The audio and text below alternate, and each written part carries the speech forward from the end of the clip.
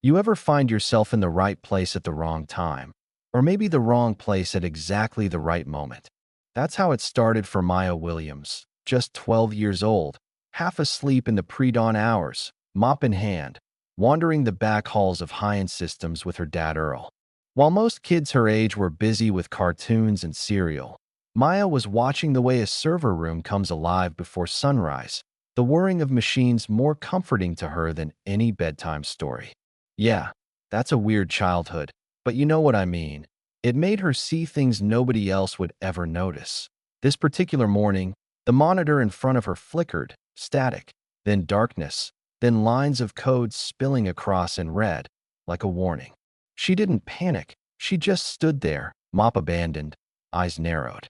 Dad, that's not a glitch. Someone's hijacking the system, she said, calm as you please. Earl, still scrubbing a coffee stain, didn't even look up. You're seeing ghosts again, Maya. That's just a maintenance screen. But Maya didn't blink. She could feel it. Something was wrong, way wrong, and not just a bug in the system. It was 5:48 a.m., too early for anything but trouble. Upstairs, Clara Monroe, CEO of Hyan, was about to walk into her own storm. Her dashboard wouldn't load, the fingerprint pad buzzed red, and her phone lit up with a trembling call from her tech director. We're seeing multiple breaches. Looks like an internal takeover. Clara's coffee hit the floor. How long until it spreads? She demanded. 15 minutes, maybe less. If we lose Project Echo and the DoD node mirror, we lose everything.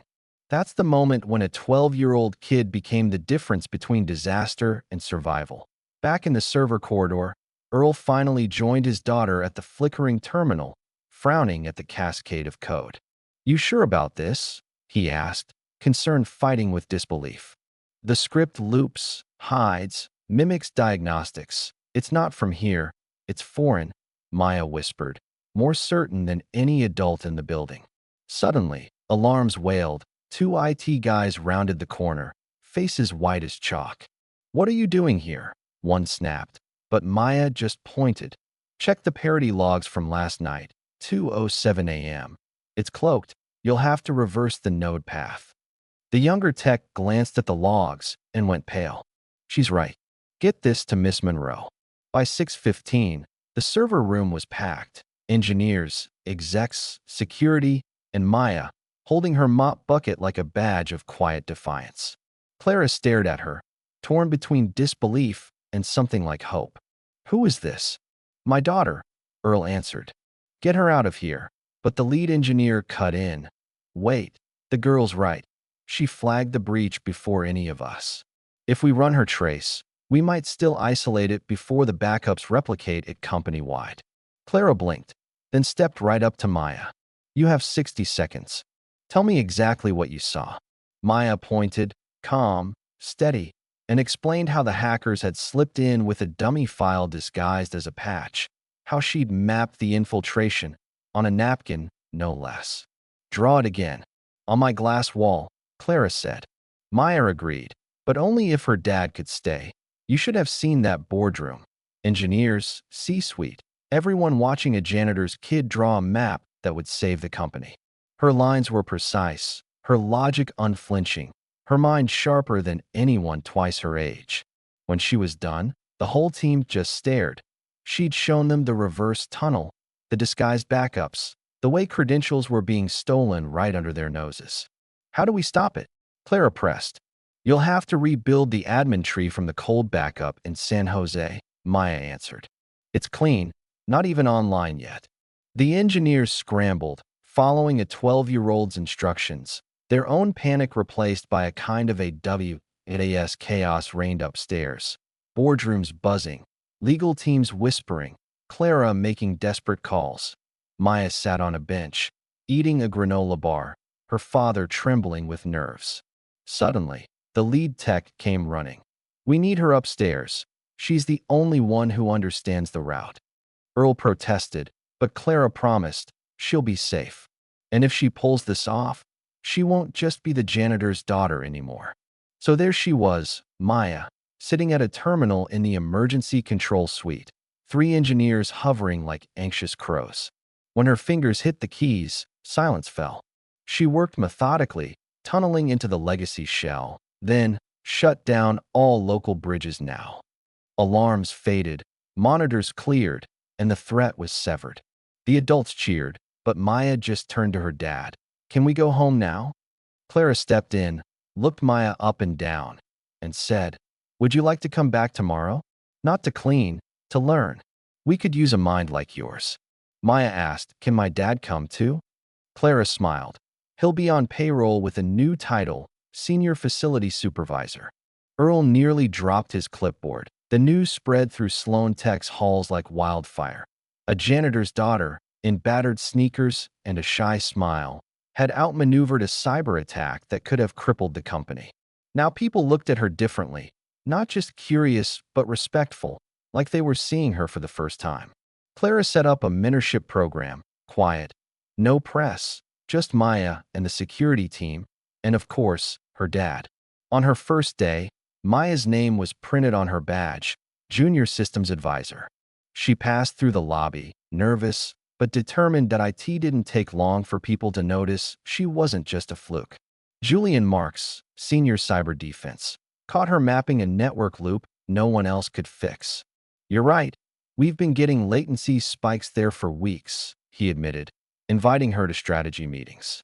When she pointed out an endpoint mimicking backup protocols, analysts scrambled, and Clara ordered, kill the access now. Maya wasn't just lucky. She was seeing the whole puzzle, connecting dots others couldn't even see. But with every problem solved, the stakes rose.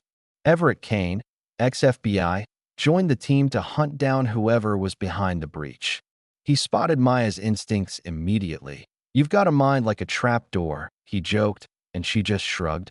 I notice things. Everett and Maya uncovered more ghost nodes, stealthy, waiting, ready to reactivate. One night, Everett pulled her aside. Something's wrong. Logs are too clean. Whoever planted these wants us to follow. Maya crouched by a server rack, spotted a thumb-sized module that wasn't there last week. A smart relay, copying access behavior, adapting, learning. Like a voice mimic for data, Maya murmured, and Everett nodded, impressed.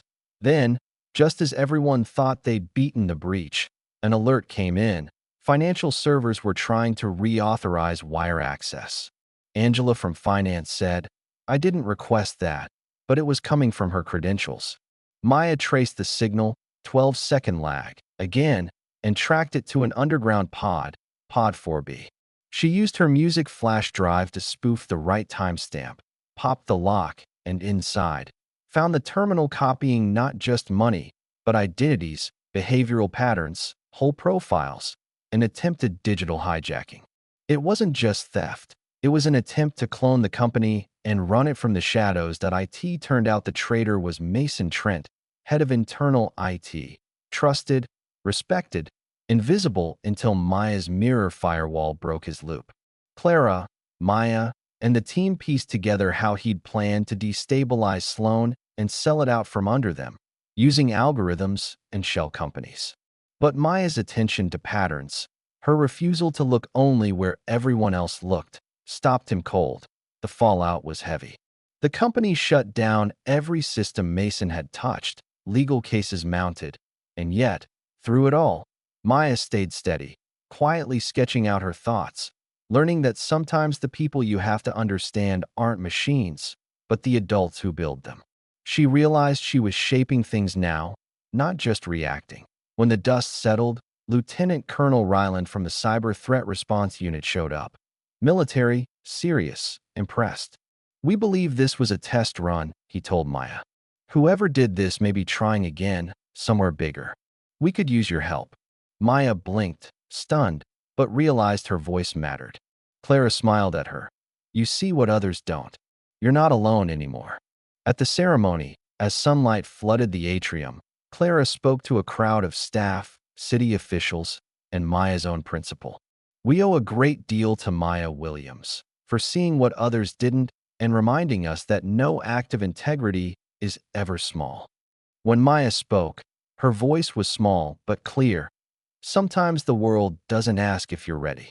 It just throws the moment at you and waits. I just asked a question. I just followed what didn't feel right, and I guess that was enough. That night, on the apartment balcony, Samuel handed Maya a mug of tea, pride shining in his eyes. You always said mop handles teach you balance, Maya said quietly. But I never thought that balance would be between a firewall and a federal task force. Samuel grinned. You're not invisible anymore. But don't forget the strength in being unseen. That's where you built your courage. And so the world kept turning. Rain fell on San Jose, servers hummed, people hurried through the lobbies. But in the heart of Sloan Dynamics, a janitor's daughter changed everything, not by shouting, but by seeing, by asking, by listening. And maybe, just maybe, that's the real superpower, paying attention when nobody else does. So let me ask you, do you ever wonder what stories are waiting in the quietest corners? If you were Maya, would you have spoken up? Share your thoughts below, because sometimes the smallest voice makes the biggest difference.